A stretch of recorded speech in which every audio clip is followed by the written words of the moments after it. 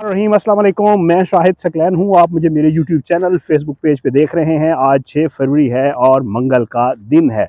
बहुत ही अफसोसनाक वाक़या आज आपके साथ शेयर करना है और ख़ुसूसन मैं कहूँगा अक्सर व बेशतर मैं अपनी वीडियोज़ में ये ज़रूर बताता होता हूँ कि मैं वालदैन को कहूँगा कि वो ये वीडियो ज़रूर देखें, और ऐसे वालदैन जिनके बच्चे बच्चियाँ जो है वो पढ़ रहे हैं, यूनिवर्सिटीज़ में हैं, कॉलेजेस में हैं, उनके लिए ये वीडियो देखना बड़ा ज़रूरी है। बड़ा अफसोसनाक वाक़या पेश आया और ये वाक़या जो है आपको हम अक्सर बेशतर बताते हैं। इस तरह के जो वाक़यात जो है वो पेश आते हैं। पाकपत्तन में ये वाक़या पेश आया है और पाकपत्तन में 19 साला लड़की जिसका नाम तहरीम था, उसको बड़ा बेदर्दी से कत्ल कर दिया गया।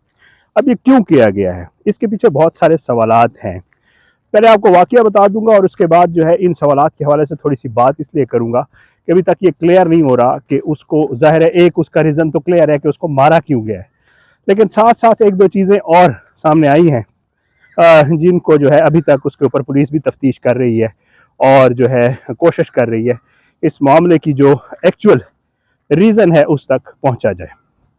बहरहाल जी, ये वाक़या आपको बताऊंगा और वालदैन से आगे इस वाक़े के बाद थोड़ी सी बात भी करेंगे। तो आपसे वही दरख्वास्त कि अगर आपने अब तक मेरा यूट्यूब चैनल सब्सक्राइब नहीं किया, मेरे फेसबुक पेज को लाइक नहीं किया, तो यूट्यूब चैनल को सब्सक्राइब करें, फेसबुक पेज को लाइक करें और वीडियोस के हवाले से अपना फीडबैक जो है वो ज़रूर दिया करें।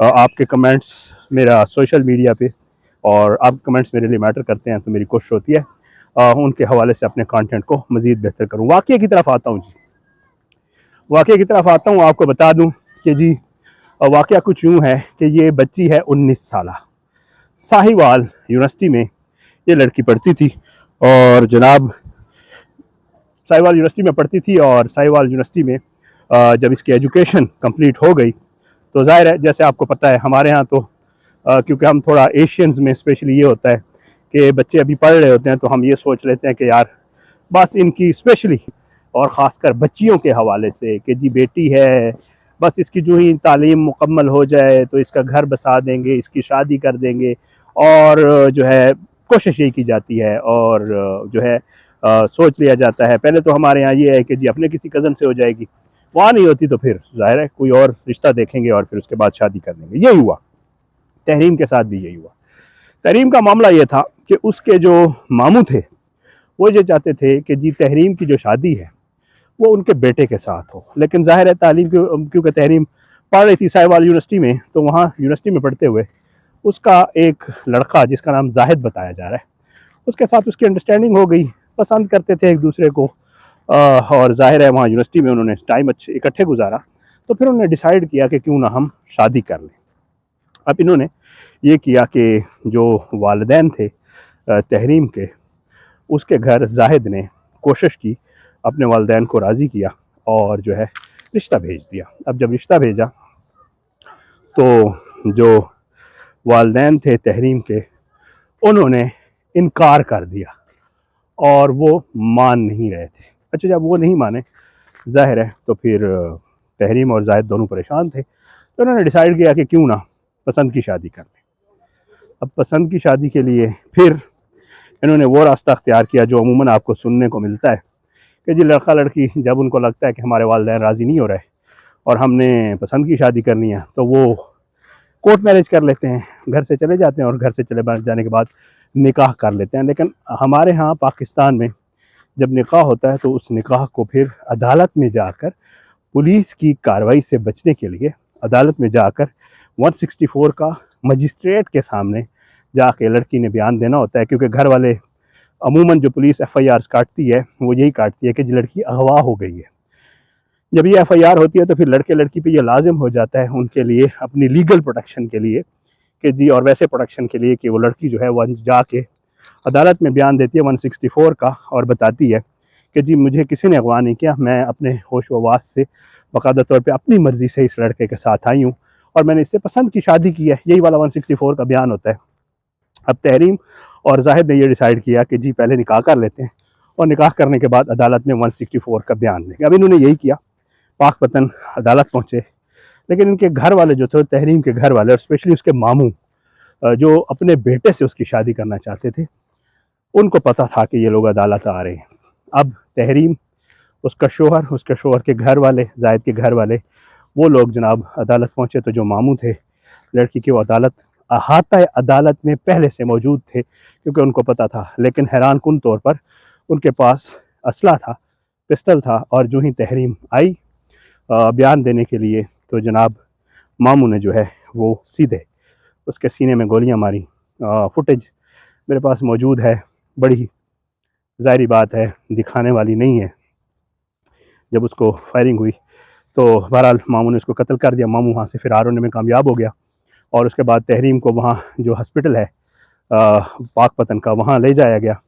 लेकिन डॉक्टर्स ने जो है कंफर्म कर दिया कि जी इसकी तो अस्पताल लाने से पहले ही डेथ हो चुकी है। ये वाक़या बहुत ही अफसोसनाक वाक़या। उसके बाद पुलिस ने कार्रवाई की है, FIR वगैरह कटी उसके मामू के ख़िलाफ़। और फिर बताया जा रहा है कि मुलज़िम भी अब गिरफ़्तार हो गया है। और मुलज़िम ने ये बताया कि जी हमारी इज़्ज़त थी और मैं अपने बेटे का, इसका बचपन से ही हमने बात की हुई थी इसके वालिदैन से, और हम चाह रहे थे कि जी अपने बेटे से इसका निकाह करें, तो ये तो मेरे घर की इज़्ज़त थी। तो इसकी ये जुर्रत कैसे हुई कि इसने अपनी पसंद से किसी लड़के का इंतखाब किया और फिर उसके साथ शादी करने का सोच लिया और फिर उसके साथ भाग गई। तो इसने हमारी इज़्ज़त मिट्टी में मिला दी। ये वाला जो मामला होता है। अब वही हुआ जी तहरीम के साथ, और उसको मार दिया गया, मामू गिरफ़्तार हो गया।